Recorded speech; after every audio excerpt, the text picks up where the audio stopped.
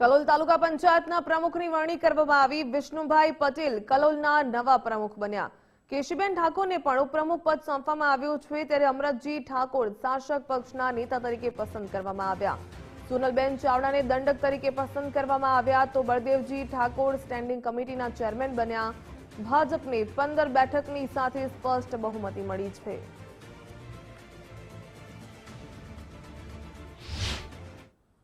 સ્થાનિક સ્વરાજ્યની ચૂંટણીમાં જે તાલુકા પંચાયતની દ્વારા જે ભારતીય જનતા પાર્ટીએ જે મને મેન્ડેટ આપ્યું, એમાં પ્રમુખ પદની જે સમગ્ર જવાબદારી જે આપી છે એ વતી અને મારા જે કહેવાય કે ભાઈ આ સાંસદ અમિતભાઈ શાહ, નરેન્દ્રભાઈ મોદી, વિશ્વકર્મા જગદીશભાઈ તથા સીએમ આપણા ભૂપેન્દ્રભાઈ પટેલ, આ સમગ્ર ભારતીય જનતા પાર્ટીએ મારા ઉપર જે સમગ્ર વિશ્વાસ મૂકીને આ ખૂબ પ્રમુખ પદ તરીકેની જે જવાબદારી મને સોંપી છે, એના ભાગરૂપે હું આજે મારા કલોલ તાલુકાના ગામડાનો સૌનો સાથ, સૌનો વિકાસ એ બધું લક્ષ્ય ધ્યાનમાં રાખીને હું સારામાં સારી આ ગામડાઓમાં સેવા કરીશ। આજે કલોલ તાલુકા પંચાયતની પ્રમુખ અને ઉપપ્રમુખની ચૂંટણી હતી, એની અંદર ભારતીય જનતા પાર્ટીની અંદર વિષ્ણુભાઈને પ્રમુખ તરીકે ભારતીય જનતા પાર્ટી દ્વારા મેન્ડેટ આપવામાં આવ્યો હતો અને ઉપપ્રમુખ તરીકે કેશુબેન નટવરજી ઠાકોર એમને આપણે મેન્ડેટ આપવામાં આવ્યો છે।